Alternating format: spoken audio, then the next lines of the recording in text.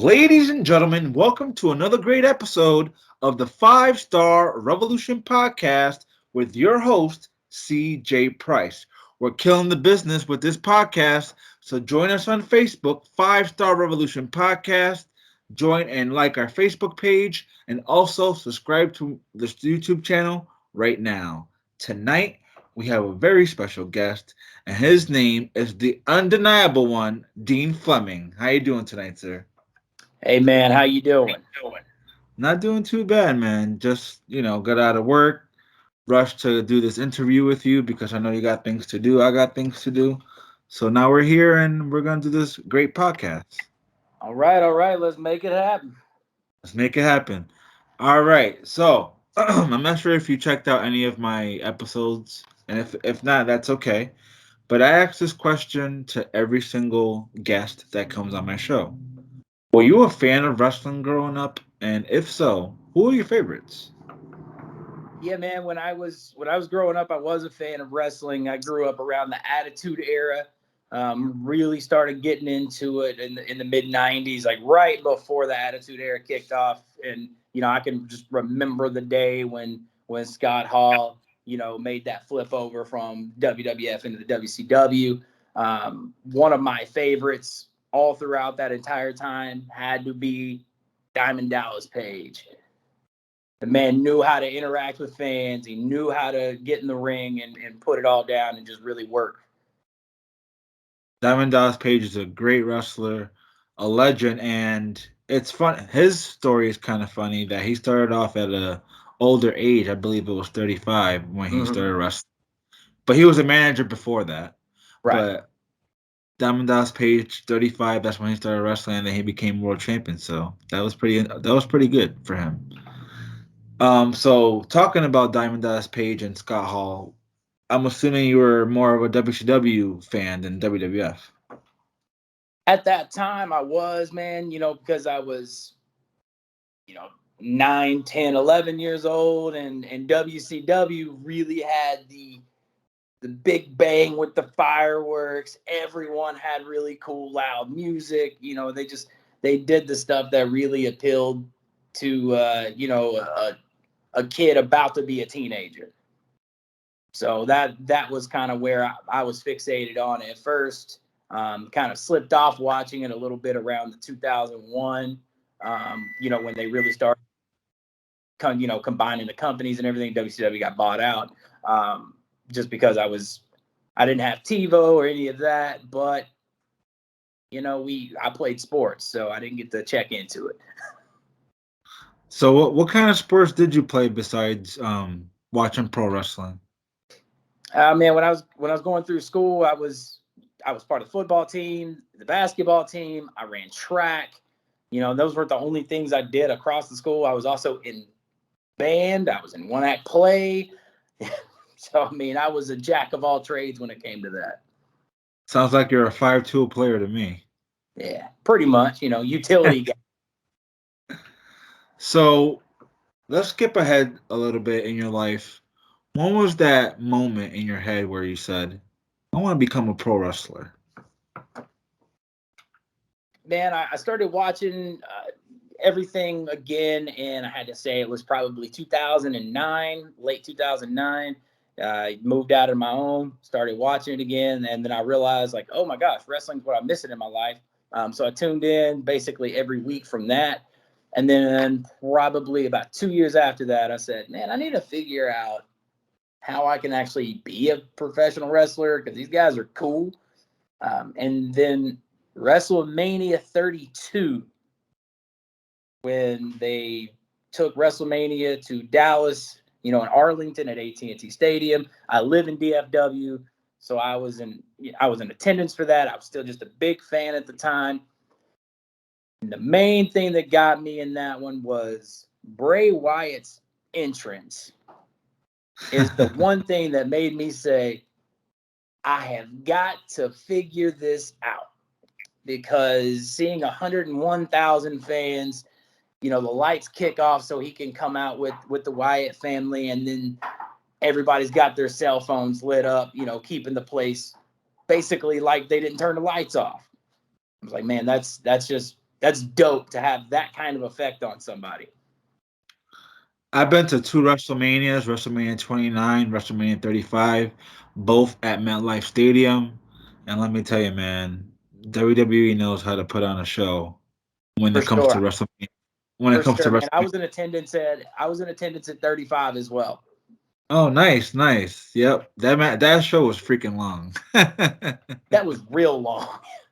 You know, it was And to the point where we're sitting in the stands contemplating, like, do we really want to see the rest of this? It's going so long. bro, I ended at midnight. I left as soon as the Charlotte Flair versus Becky Lynch match started. That's when I left because I knew it was gonna be a fucking nightmare when the show was gonna be over. And Oh that's yeah. exactly what happened. The train stopped working and the Mhm. buses didn't come until like 2 in the morning. I was lucky enough to get on the bus Yeah. before the show ended, man. Yeah, man. So we left, me, my girlfriend, my brother, we were there. We left basically right as that match was ending.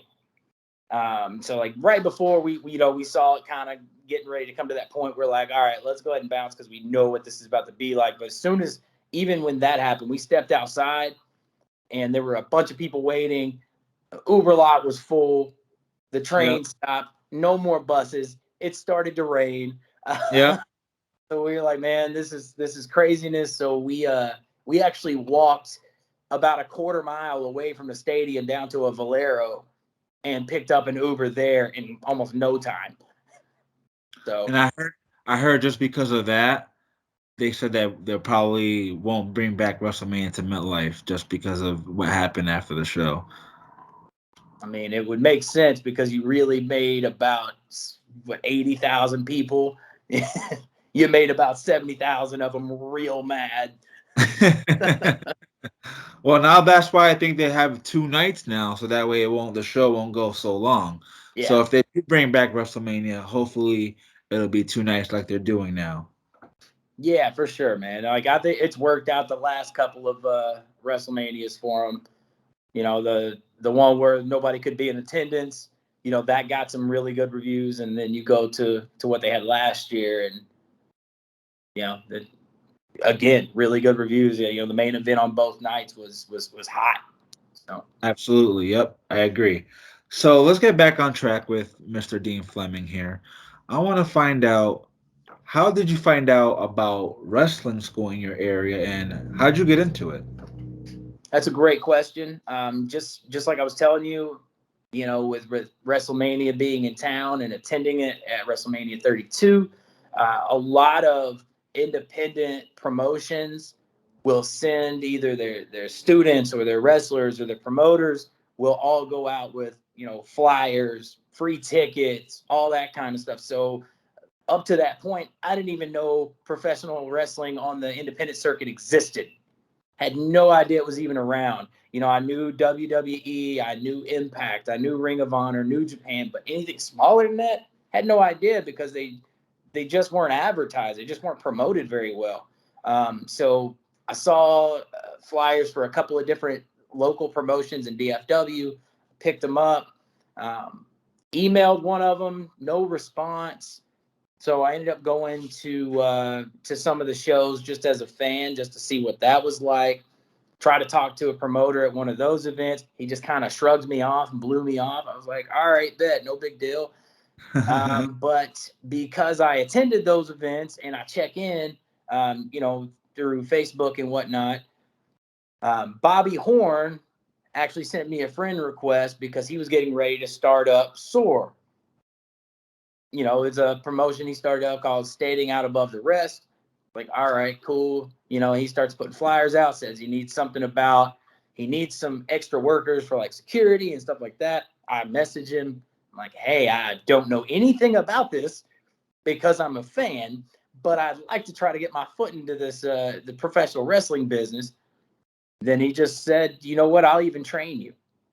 And that's how I got hooked up with my trainer. And you're talking about Sir Mo, correct? Sermo from Men on a Mission, Bobby Horn. Yes, sir. When I first started this podcast, I tried to get him on this show, but he never replied. He does that sometimes. He'll get a little busy, and those messages will always go either read with no response or just unread. Hey man, I don't take nothing personal. I know he's a busy guy. He's got a wrestling school and he's dealing with other stuff, so I don't take no offense to that. So, Sir Mo, if you're watching this, I still want you on my podcast, man. Yeah, I'll let So him know. He's dealing with some health stuff right now. I Um, he's heard, I heard. he's actually in a hospital at the moment, so we're still trying to help him get back on the mend. Hey man, my prayers go to Sir Mo. I hope you get better and well soon. So, when you first got into wrestling school as a fan, Hmm. did you imagine it was gonna hurt, or were you thinking it's fake? Oh, I definitely knew like it wasn't the F word fake because obviously you just can't fake gravity. Correct. These guys are falling down onto each other. They're falling down onto the floor and then the mat. I would have said that the mat and the canvas was probably, I thought it would have been softer, but it wasn't. um, yeah, man. Like I said, first tryout I had with him didn't even have anything to do with the ring. It was my tryout was at a park. We went to a park and I ran. I don't know how much. I did upwards of close to 1,000 squats. I did over 100 push-ups while running in between doing some of the different push-ups as well. So man, it was a beat down, and then he wanted me to take my first back bump on a patch of grass. So that was up too. So you had a tryout even before you started training. Hmm. Wow, Sir Mo's taking stuff seriously, huh? Yeah, so we do that with our inquiring students. I mean, really, the big thing with the tryout is we want to make sure that you're not going to quit during the tryout, and that's kind of what he was on the mend for. He's like, let's just see where you're at physically. Like, if you quit, you're obviously not built for the business. But if you fight through, we'll see what happens. And being the athlete that I was in high school, not very great, but I was an athlete. My knees were not the best, so I was always worried about my knees because I'd torn my ACL in both legs. So I told him that, and I was like, man, I don't know if my knees can take this because guys my size are usually jumping around and flipping, and I don't do any of that. So let me try to be a manager or a ref. So I actually got my start in wrestling as a manager. Okay, very nice. So, do you remember your first official match? And if you do, what did you learn from that match? Yeah, the first, I guess you would say, official match, because I did a bunch of smaller type matches, whether it be in a practice or birthday parties or something along those lines. But my first official match with fans and all that good stuff was probably 10 months into the business, because we got myself into a story where I was messing with this guy that was part of the group that I was managing, and we kicked him out. So then we started messing with his family. He wanted to get revenge, made him go through my guys first. And then he got, that time in the ring alone with me. And I'll be honest, I was really nervous during that time because I hadn't been beaten up in front of a lot of people like that. um, and I was just making sure, that I could keep up and make sure this guy still looked really good. And I mean, I think we pulled it off for the most part. There were a few things obviously to change, but it was the first match. So, when you transitioned from a manager to an active wrestler, was it easy for you, and how did you take to that transition? I would say that it was a little bit easier for me in regards to knowing what to do in the ring and why to do it in the ring, and what's the story we're trying to tell. Because about 4 months into training, I actually got handed the book also. So I was 4 months in. I'm managing, I'm booking, and I'm getting into the prominent storylines, and I'm just barely starting in the business. This it rubbed a lot of people the wrong way. So when I made that transition from managing into full-time in-ring competitor, It was fairly easy because I was able to see from the outside managing, how something worked out, how something did not work out. Same thing with the storylines as I'm writing them out, saying, oh, we could do it this way. And they go, no, that's kind of dumb. Change it to this. So I saw how everything was playing out before it was actually happening. So that really helped while I was getting in the ring. Plus, as a manager, you can see the matches right here, right up close and personal. So you can see the other wrestlers, what they do. You can try to do the same when you transition into a wrestler. Exactly, right? So it's like there's nothing new under the sun for me because I've seen whatever moves they're doing. I've probably seen them and I've seen the story they're trying to tell. So, you know, I can go into it that way. I want to piggyback when you said that you were 4 months into training and they gave you the book. Was that a little bit overwhelming for you? It was. Yeah, it absolutely was at first, but luckily I had Sir Mo in my corner, because overall it's his promotion, so he's definitely going to make sure it doesn't go downhill. He hands it to me, and I was there to say, what if we did, this on down the line, and he'd say, no, don't do that because it would make this guy look this certain way. Instead, if you did this, it would change it. Whatever all those stories may be. So having him there with 30 years worth of knowledge, it was easier than what it looked, but definitely wasn't easy when we factor in, to doing that with the rest of life. Just one more question off of that one. Would you take that role again if offered? I would, and I still do some of that, like very small scale. Like I may be booking one storyline or one match, or helping people along that line. But to give me the entire book, I would if I step out of the ring. I have a problem with, and it's just me personally. I don't have a problem. Anybody else does it. I'm not going to book while I'm wrestling because if I, put myself to win every match, that's a bad look. I Sounds know. like sounds like Jeff Jarrett. Yeah, it's like I don't need to be seen in that light as the guy that's, oh, he's only booking so he can actually do good for himself.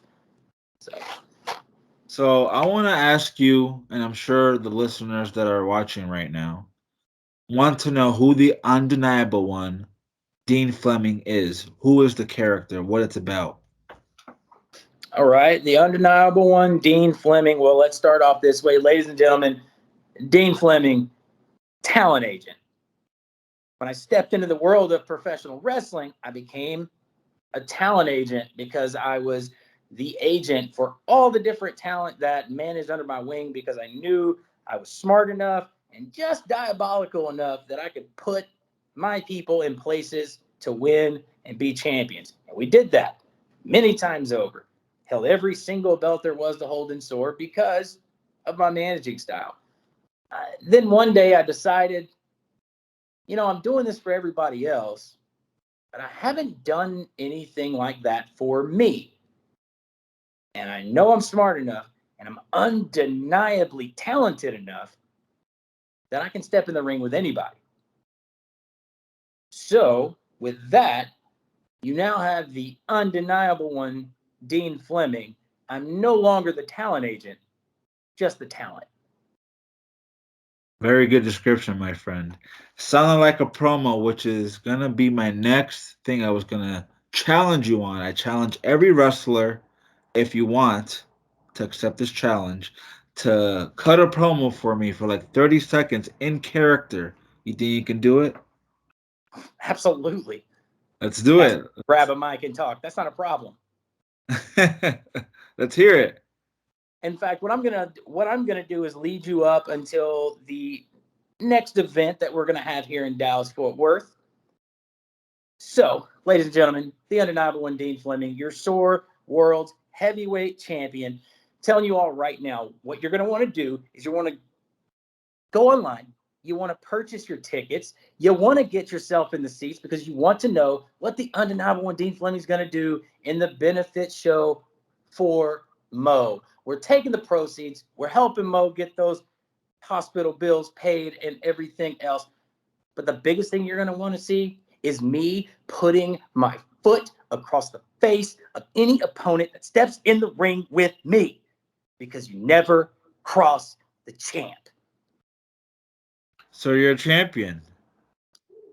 The world heavyweight champion, by the way. Let's see it. There you Let's go, go. folks. And this thing isn't light. It's one of the heaviest ones I've ever held. World's heavyweight champion. So how long you been champion? How long has your reign been so far? So this is actually my third time winning the world's heavyweight championship. Right now at this reign, we are sitting at 45 days right now. My longest reign, just overall in total, was 170 combined. We're sitting right about 340, 350 days as a world heavyweight champion with all three reigns combined. So overall, almost a year as champion. Yep, for the world's heavyweight championship, yes. Now, that's not the only one that I've held. I'm also a Grand Slam champion at SOAR. I've held all the titles that we have, even the ones we don't have anymore. I've held those two. So how long you been part of SOAR? Since its beginning. Yeah, the show that I was originally going to work with Sir Mo before I started training got actually canceled because it was an outdoor event. And that was really what got us talking and going. So, I'm 2 weeks in from tryout to first show date. I'm on the first show cutting a promo. 2 weeks in. All right, cool. No big deal. We'll just see what happens. So we're right just over 5 years now. So 5 years and about 4 months. Besides SOAR, what other promotions do you work for and have a good relationship with? I work with Chaotic Kingdom Wrestling, is in Sherwood, Arkansas. It's like right around the Little Rock area. I've also worked with Southern Extreme Wrestling, which is in Memphis, Tennessee. I worked with American Wrestling Revolution. They have a couple of different spots. One is in Hoisington, Kansas. The other is in Wichita. I've worked with Rocky Mountain Pro in Denver, Colorado. Those are the ones that I've frequented the most, in terms of that. But recently, last month, I was seen on AEW Dark in a match against Nick Camarado. Wow, man, we gotta go check that out. I had no idea. I don't do very much research on anyone that comes on my show. I just like to talk about wrestling and hear your guys' stories, which I really appreciate you coming on my show. Um, but I didn't know you were on AEW Dark. I'm definitely gonna check that out. Yeah, Nick Camarado is a huge dude, man. So how was that experience for you? he threw me down very hard. How was that backstage environment? Man, the backstage environment's it's really relaxed. You can definitely tell. Those guys love wrestling, just professional wrestling in general, just because of how much fun that they're all having. I've actually been out to 2 different AEW Dark tapings. I just had the one match, which that show aired on December the 14th. So if you look up AEW Dark from December the 14th, that's the one you'll see me on. But on both of those, you see guys that you've seen on TV, like Brian Danielson, and you could just see he's genuinely happy to be around professional wrestling. The guy never stopped smiling backstage the entire time. He was just. I would have been marking out, man. Well, once you're in there enough and you see enough people,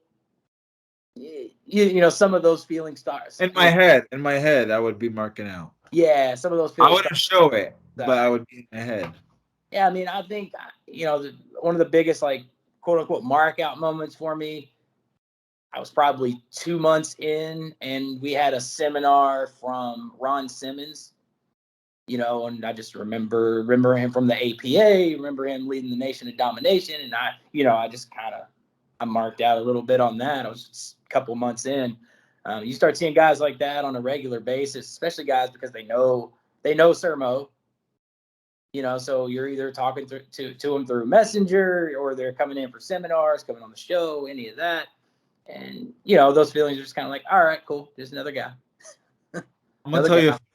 I'm gonna tell you a little funny story. I used to be a wrestler in my area. I'm from Massachusetts, Mm-hmm. and one of the trainers at my wrestling school was Antonio Thomas Morella.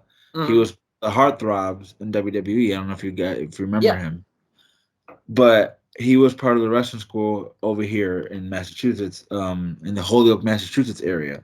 Anyway, so one day I went to the wrestling school and I took a Polaroid camera just to take pictures because I was like you, I was only like 2 or 3 months in. Sure. I started snapping pictures and he was like, "Hey CJ, put that shit away. We don't allow that shit here. This is only for training." I was fucking shitting my pants because the way he said it was, he was legitimately pissed. Yeah. So that was funny. That was funny that you mentioned that. Definitely. I mean, it's funny now when you go into those places, unless they're telling you like, hey, definitely don't have your phone out during these particular times. A lot of the guys now are like, yeah, take pictures. You never know when something's not going to happen again, or someone's not going to be here anymore. Take pictures, document that stuff. So speaking of funny stories, sounds like you're well traveled. You've been to a lot of places. I'm sure you have at least one funny road story that you can tell us. Funny road story. I mean, yeah, there's some good ones out there. One time we were working with American Wrestling Revolution in Kansas. I was up with a group of guys. Um, those guys, that promotion did us right, got a hotel room for us and whatnot. And we went out and we partied after the show. I mean, we partied hard. So to the point that, the night kind of phases in and out, except for one small detail was great. One of the guys got back to the hotel room, stepped off in the restroom. You know how hotels are, where most of the time the bathroom is sectioned off from the rest of the room area. So we had a rollaway bed in, and we stuffed the rollaway bed up right so it was touching the ceiling and the floor, made like another wall. Dude starts patting on it, almost like he's crying. He's, I can't get out of here, just because he was so gone. It was one of the funniest things. I don't think I've ever laughed so hard. That sounds funny. That sounds wild, actually. Yeah, and this was after having to dodge a couple of strippers from two different bars. They followed the wrestlers from one bar to another bar, and we had to go away. Don't we call those rats? Yeah, they were. Yeah, no, those. Oof. We do most of the time, yeah, but that was definitely. They were definitely part of the D crew when you're talking about stripping. So So a couple more questions for me, Mr. Fleming. What can we expect out of you in the next 3 years? in the next 3 years, you are going to be seeing my name in a lot of different places for a lot of different promotions across the U.S. I'm definitely going to get out there a whole lot more. This past year, my goal was to make it to 5 total states. I made it to 6. So we're up in that for this year. Don't really have that goal just set yet, but we're definitely going to go to those different states. And in 3 years, you could probably expect a contract to be thrown my way. I hope so, man. I wish you the best of luck with that. And now that you mentioned that you want to travel more, I don't know if you know the promotion called Beyond Wrestling. It's like one of the best independent wrestling promotions out there. They have Yes. a they have a thing called the Wrestling Open where they're looking for different wrestlers that don't get featured as much. So Uh-huh. you should put your name in the hat, man. They'll probably put you on that show. 100%. I'll definitely look into that. So, last question. If I was a fan looking to be a wrestler, what piece of advice would you give me? So that's great too. Like, and I always answer this question exactly the same every single time. There's actually a few pieces of advice I'd give. It's not just one, it's a few because it matters. One, know where your backup journey might take you. I'm not telling you that wrestling can't be your A plan, but you definitely want something else because you step wrong one time, that could be the end. So know that. But two, make sure you are finding a reputable school with a reputable trainer. Now, does that mean they had to have been signed by one of the major companies? No. That just means that as you watch their students come through their school, you can see that it looks, at least looks like they know what they're doing, and then when you talk to them, they have a little knowledge. And then last but not least is you cannot be afraid to let go of the idea of whatever it is you think you want to be in wrestling. You Plenty of forgot students come in with an idea for like, oh, I'm gonna be this scary goth guy, but you look at him, you're like, you're a rainbows and unicorn person. What are you talking about? you So forgot one important thing that I always tell people. Mouth shut, ears open. that too, always important Absolutely. You can't go in there with an ego, man. for sure. So, one last thing. Where can our followers, where can our listeners follow you on social media? Right. I've got Instagram, Twitter, TikTok. All of them have the exact same handle. It is Dean Fleming 903. So Dean Dean Fleming Fleming 903. You can find me there at all of them. I'm on Facebook.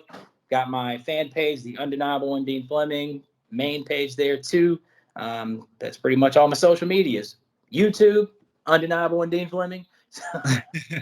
Well, there you go, folks. Go follow my friend, the undeniable one, Dean Fleming, on all those platforms that he just mentioned.